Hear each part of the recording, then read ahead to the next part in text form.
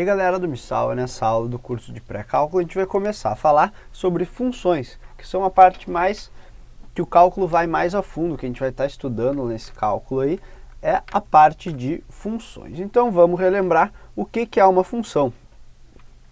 Eu gosto de pensar numa função como uma caixa, alguma coisa, que transforma um número em outro número. Como assim? Vamos supor que a gente está andando de táxi lá, a gente andou uma quantidade de quilômetros.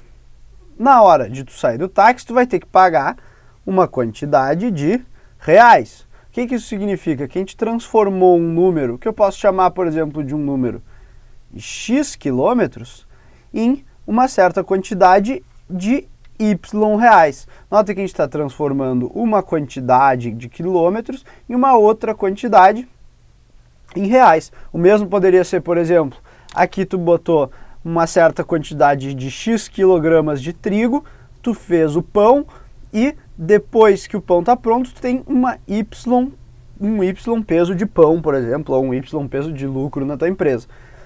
E a caixa que faz isso, ela faz isso ordenadamente, ou seja, ela tem uma lei que para transformar um número em outro. Essa lei é o que a gente chama de F. Como essa F vai estar atuando em uma quantidade x, a gente diz que ela é uma F de x. Então, quando tu tiver lá que tu pagou 10 reais num táxi, que tu andou, por exemplo, 3 quilômetros. Isso aqui é os teus 10 reais, o y, o teu x são os 3 quilômetros que tu andou, e o f representam as operações matemáticas que tu vai fazer com esse x para chegar nesse y aqui.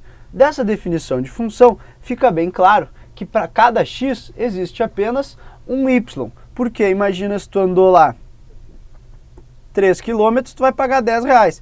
Se tu anda 3 km, tem que pagar ou 10 ou 15 reais, então tu não tem mais uma função, porque uma função para cada x, tu tem só um valor de y. As funções são muitas vezes representadas graficamente. Então, se a gente normalmente adota o eixo horizontal como sendo o eixo x, ou o eixo das abscissas, ou o eixo da variável independente, e esse aqui é o eixo y, ou o eixo vertical, o eixo das ordenadas, ou da variável dependente. Vamos pensar então naquela função do táxi lá, em que o x então é a nossa distância dada em quilômetros, e o y é o nosso preço dado em reais. Vamos supor que se eu andei 0 km, mas eu embarquei no táxi, eu tenho que pagar uma bandeirada lá de um valor, sei lá, R$1. E depois disso, para cada quilômetro que eu ando, eu pago mais R$1, para simplificar. Então, a nossa função que relaciona x com y vai ser assim, ó. A gente tem esse 1 com o 2. Se tu anda 2 km, tu paga R$3. E assim por diante. Então essa é uma função representada por uma reta, olha só, que passa por esses 3 pontos. E conforme tu vai andando mais longe, tu vai pagando mais caro. E assim tu pode entender as funções de forma gráfica. Numa forma algébrica, tu estaria escrevendo que o teu preço y em reais é igual a, nesse caso aqui, x mais 1, em que x é o número de quilômetros que tu andou. Vamos testar aqui, ó. Se eu botar 0 km, y igual a 1. Se eu botar 1 km, eu fico com y igual a 1 mais 1, que é 2. E assim por diante. Essa aqui é a nossa lei da função.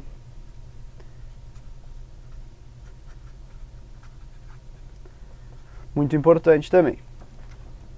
Bom, agora que a gente lembrou o que é uma função, que a gente expressa ela graficamente e tal, vamos para dois conceitos bastante importantes, muitas vezes até meio esquecidos, que é o conceito de domínio e imagem. O domínio são todos aqueles valores de x possíveis em uma função. Por que eu digo valores de x possíveis? Porque tem algumas operações matemáticas, algumas coisas que tu não pode fazer com o teu x. Como assim? Por exemplo, lembra se tu tem lá uma expressão da forma 1 sobre a, isso significa que o teu a com certeza é diferente de 0. Essa aqui é uma restrição. Por quê? Porque tu nunca pode dividir por 0. Uma outra restrição é também a da raiz. Como assim? A raiz de um número só existe se esse número for positivo ou zero. Então, o a, nesse caso aqui, tem que ser maior ou igual a zero. Além disso, a gente tem também a restrição do logaritmo. Um log de a numa certa base b, nesse caso aqui, o nosso a ele tem que ser maior que zero e o nosso b tem que ser diferente de 1, porque não existe logaritmo de base 1, porque ficaria com, quando tu fazer a exponencial, tu vai ter 1 elevado em alguma coisa, então a resposta é sempre 0 ou 1.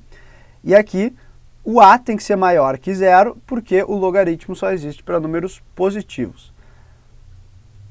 Lembrando, então, que esse a não precisa ser necessariamente um x, ele pode ser uma expressão. Por exemplo, imagina se o a for igual a um seno de x, o que vai acontecer daí?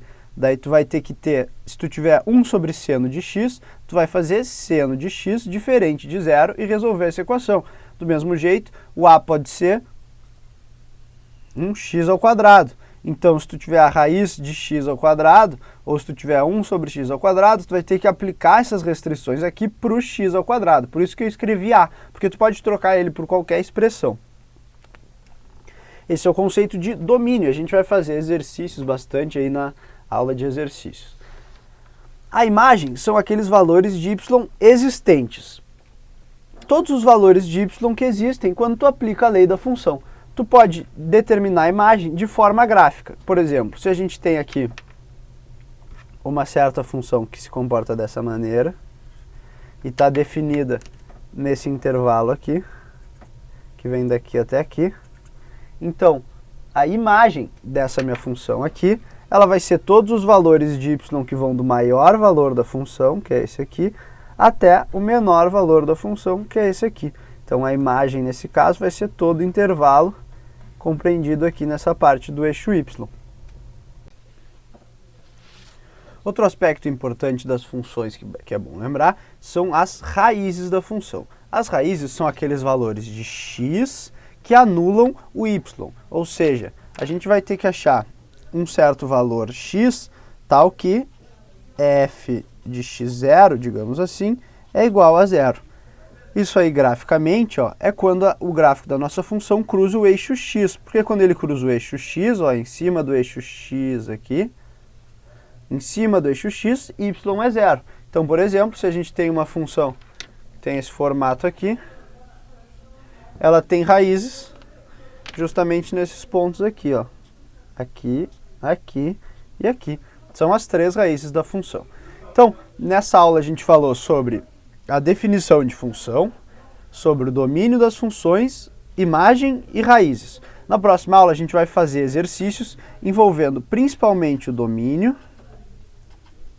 a imagem e a definição de função. Por que a gente ainda não vai falar tanto das raízes nos exercícios? Porque depois a gente vai começar a ver, uma depois da outra, as diferentes funções que a gente normalmente tem. E daí sim a gente vai falar sobre as raízes especificamente daquelas funções. Então, pela primeira aula era isso aí, galera, de funções. Até os exercícios e as próximas aulas.